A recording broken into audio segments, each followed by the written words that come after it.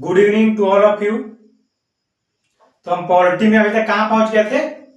Article number 89 मैंने आपको पिछले क्लासेस में समझा दिया था, सिखा दिया था और याद करा दिया था मैं। और आज हम आर्टिकल नंबर 93 को उसी तरीके से समझेंगे, सीखेंगे और जानेंगे। तो यहाँ पर आपके दिमाग में एक डाउट आ सकता है कि हमने 89 के बाद 90 आर्टिकल 91, 92, 92 तक हमने क्यों नहीं पढ़ा, डायरेक्ट 93 पर क्यों आ गए? तो मैं आपको यहाँ पर उसका कारण बताता हूं कि हम उसको क्यों नहीं पढ़े। क्योंकि जो हमने 89 में आर्टिकल 89 में जो कंसेप्ट मैंने आपको बताए हैं सभापति और उपसभापति से, वो कंसेप्ट से ही आपके आगे के आर्टिकल से जो क्वेश्चन पूछे जाएंगे वो क्वेश्चन बन जाएंगे। वो उसमें आर्टिकल से क्वेश्चन नहीं पूछे जाएंगे और वो इंपॉर्टेंट भी नहीं है, इसलिए मैंने उसको नहीं बताया है और डायरेक्ट आर्टिकल नंबर 93 पढ़ा रहा हूं। क्योंकि वहां से अगर क्वेश्चन आएगा कंसेप्ट से तो वो मैंने बता रखा है, वो क्वेश्चन आपसे बन जाएंगे। जिस प्रकार मैंने आपको आर्टिकल 61 पढ़ाया था महाभियोग, तो उसमें कंसेप्ट पूरे महाभियोग के कंसेप्ट से भी क्वेश्चन पूछ सकता है और ये भी पूछ सकता है कि कौन से नंबर में आर्टिकल में है। वो दोनों इंपॉर्टेंट है, इसलिए मैंने आपको वहां पर दोनों पढ़ाया। लेकिन यहाँ पर आर्टिकल यहाँ पर आर्टिकल याद रखना इंपॉर्टेंट नहीं है, इसलिए मैंने उसको सिर्फ कंसेप्ट को ही पूरी तरीके से समझा दिया है। उसको आर्टिकल वाइज नहीं याद करना है, इसलिए मैंने उसको उतना ध्यान नहीं दिया उस चीज पर। लेकिन क्वेश्चन जो है कंसेप्ट से पूरी तरीके से बन जाएंगे आपसे, बस उसको आपको आर्टिकल वाइज याद नहीं करना है। तो हम आज आर्टिकल 93 को पूरी तरीके से आज समझेंगे, सीखेंगे। और उसके पहले अभी तक हमने पॉलिटी में क्या क्या चीजें पढ़ लिया है, समझ लिया है, सीख लिया है, उसको हम एक बार जानते हैं कि क्या क्या चीजें अभी तक हमने पढ़ा है। तो मैंने आपको फर्स्ट क्लास में बताया था, आपको अभी तक तो याद हो गया होगा, दिमाग में बैठ गया होगा कि टोटल कितने भाग होते हैं संविधान में। तो 22 भाग होते हैं। और टोटल कितने अनुच्छेद होते हैं? तो 395 अनुच्छेद होते हैं। तो उसमें से हमने भाग 1 में क्या पढ़ा था? संघ और राज्य क्षेत्र, यूनियन एंड इट्स टेरिटरी। और भाग 2 में हमने क्या पढ़ा? भाग 2 में क्या था? सिटीजनशिप, नागरिकता। और भाग 3 में हमने देखा जो जितने प्रकार के हमारे अधिकार दिए गए थे, मूल अधिकार, फंडामेंटल राइट, मूल अधिकार। और भाग 4 में था राज्य के नीति निर्देशक तत्व। तो ये चारों भाग हमने पूरी तरीके से कंप्लीट कर लिए थे, समझ लिए थे, सीख लिए थे, याद कर लिए थे और नोट्स बना लिए थे और पूरी तरीके से रिवीजन करके हम याद कर लिए थे। और हम भाग 5 पहुंच गए थे, सबसे बेस्ट और सबसे बड़ा भाग नंबर 5, द यूनियन संघ, जो कि कहां से कहां आर्टिकल तक है? तो 52 से लेकर के 151 आर्टिकल तक चर्चा भाग 5 में किया गया है। तो हमने आपको पिछले क्लासेस में आर्टिकल 89 जो क्या था, सभापति और उपसभापति का चर्चा था, उसको हमने पूरी तरीके से समझ लिया था। और आज हम आर्टिकल नंबर 93 के साथ क्लास को स्टार्ट करते हैं, वहां से आज क्लास कंटिन्यू करते हैं।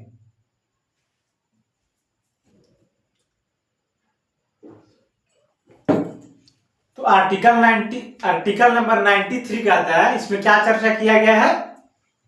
तो इसमें लोकसभा के अध्यक्ष एवं उपाध्यक्ष की चर्चा किया गया है। स्पीकर एंड डिप्टी स्पीकर कहां की? तो लोकसभा की। तो इसमें पहला कंसेप्ट आपको क्या ध्यान में रखना है कि क्या जो लोकसभा के अध्यक्ष तथा उपाध्यक्ष होते हैं, स्पीकर एंड डिप्टी स्पीकर होते हैं, क्या वे लोकसभा के सदस्य होते हैं? इसका जवाब है बिल्कुल हाँ, वे लोकसभा के सदस्य होने चाहिए। अगर आपको लोकसभा का सदस्य, लोकसभा का अध्यक्ष, उपाध्यक्ष बनना है तो आपको लोकसभा का सदस्य होना पड़ेगा, होंगे तभी आपको बनाया जाएगा। लोकसभा के सदस्यों में से किसी एक को चुना जाता है। लेकिन क्या ऐसा राज्यसभा में है, क्या ऐसा सभापति में है? तो ऐसा बिल्कुल भी नहीं है। मैंने आपको सभापति में बताया था कि सभापति कौन होते हैं? उपराष्ट्रपति होते हैं। लेकिन क्या वे राज्यसभा के सदस्य होते हैं? बिल्कुल भी नहीं, वे राज्यसभा के सदस्य नहीं होते हैं। फिर भी उनको सभापति राज्यसभा का बनाया जाता है। लेकिन अध्यक्ष उपाध्यक्ष में आपको लोकसभा का सदस्य होना बहुत ही जरूरी है, होना ही पड़ेगा आपको। तो ये चीज पहला कंसेप्ट हमने समझ लिया और जान लिया। तो आगे बढ़ते हैं और आगे की चीजों को समझते हैं और जानते हैं। तो आगे क्या बताया गया है कि जो अध्यक्ष होते हैं, स्पीकर जो होते हैं, वे लोकसभा के पदेन कहलाते हैं। तो पदेन किसको बोलते हैं समझते हैं? पदेन मतलब हुआ कि सर्वोपरि, सर्वे सर्वा। मतलब जो लोकसभा में कोई सर्वे सर्वा होगा तो कौन होगा? वो स्पीकर होगा, अध्यक्ष होगा। जो सर्वश्रेष्ठ होगा, सर्व प्रमुख होगा, वो कौन होगा? अध्यक्ष होगा, स्पीकर होगा। तो यही कंसेप्ट भी हमने समझ लिया। तो आइए हम आगे की चीजों को समझते हैं और जानते हैं। तो आगे का चीज है, तो उसको हम समझने से पहले मैं आपको एक कंसेप्ट और समझाना चाहता हूं। उससे होगा क्या कि आपको आगे की चीजें आसानी से समझ में आ जाएगी और आपके दिमाग में बैठ जाएगी चीज।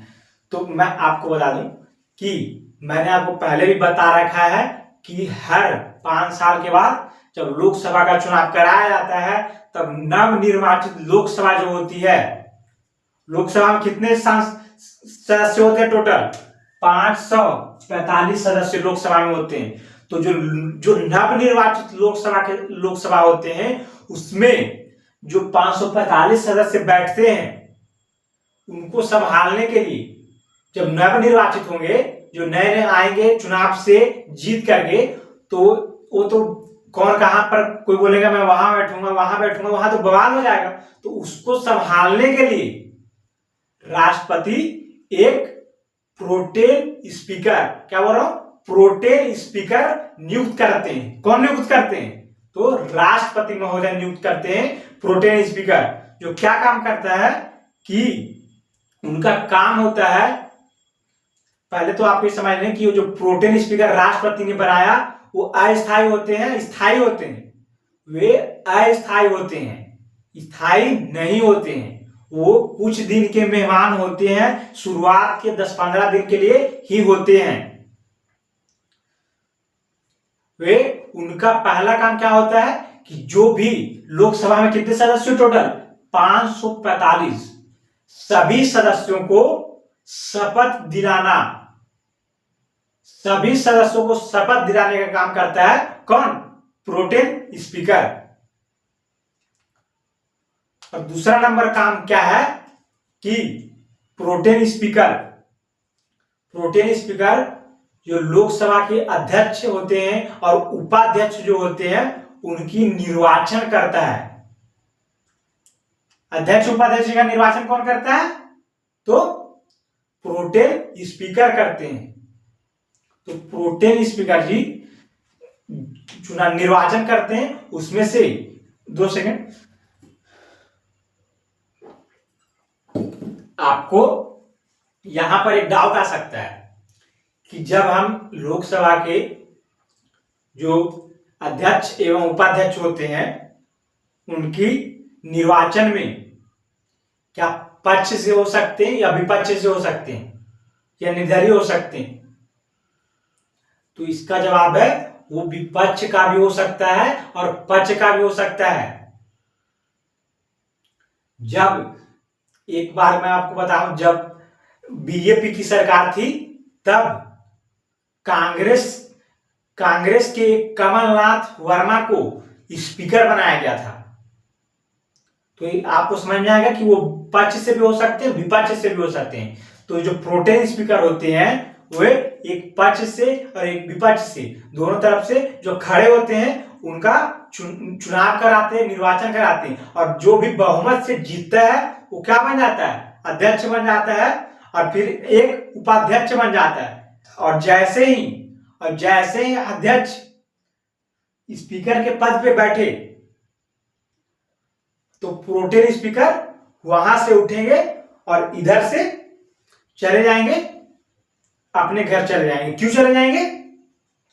क्योंकि वे स्थायी नहीं थे, वे कुछ दिन के मेहमान थे, अस्थायी सदस्य थे वे प्रोटेन स्पीकर। इसलिए जैसे ही स्थायी सदस्य, स्थायी स्पीकर, लोकसभा के अध्यक्ष का निर्वाचन हुआ, चुनाव हुआ, निर्वाचन बने, वैसे ही प्रोटेन स्पीकर को अपना पद खाली करना पड़ेगा और वापस से उन्हें अपने घर भेज दिया जाएगा। तो इस प्रकार से लोकसभा के अध्यक्ष का निर्वाचन किया जाता है। तो हमने एक कंसेप्ट को समझ लिया। और एक चीज आपको और ध्यान में रखना है कि क्या, एक चीज आपके दिमाग में डाउट जरूर आ रहा होगा कि जिस प्रकार हमने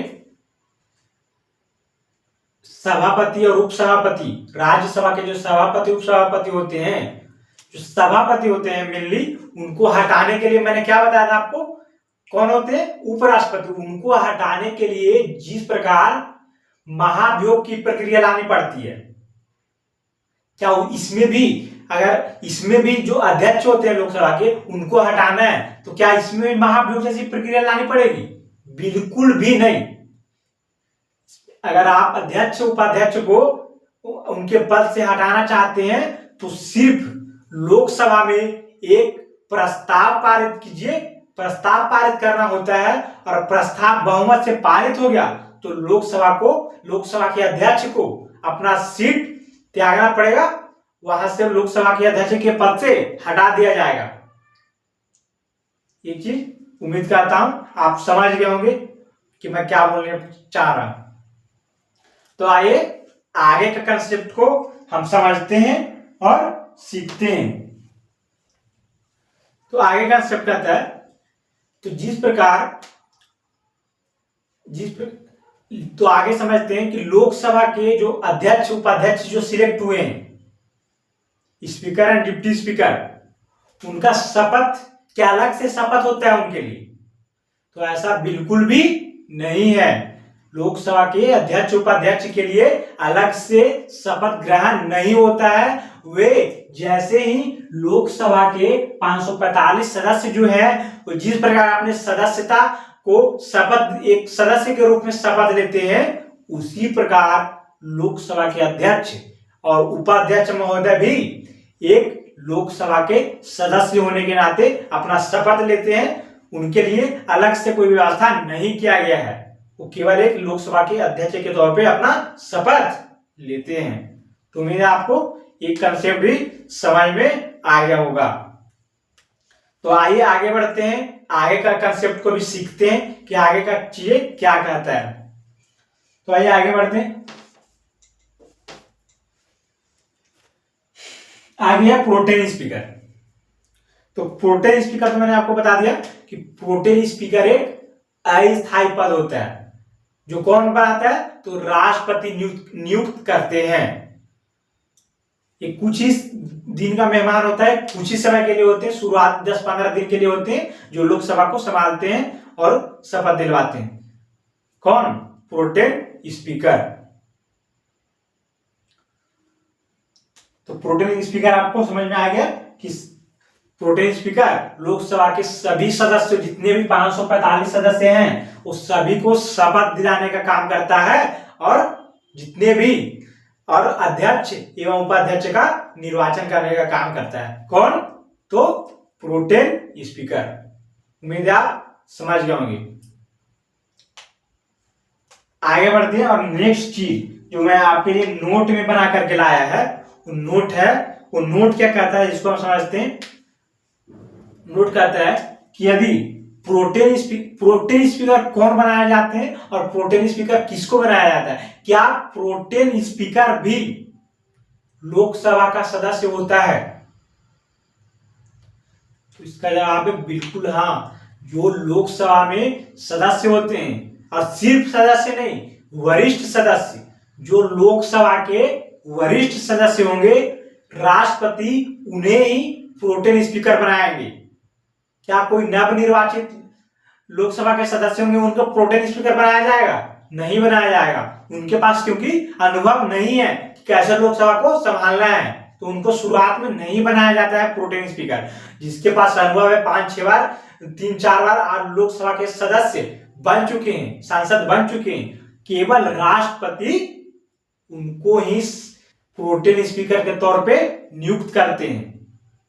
तो उम्मीद है आप चीजों को समझ पा रहे होंगे, सीख पा रहे होंगे और आपको चीजों याद हो रही होगी।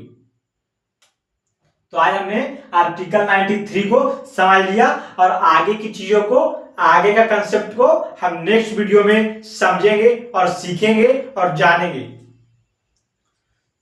तो उम्मीद है आप इतना समझ गए होंगे और आगे का आर्टिकल हम नेक्स्ट वीडियो में समझेंगे। तो मिलते हैं नेक्स्ट वीडियो में। आज के लिए इतना ही, धन्यवाद।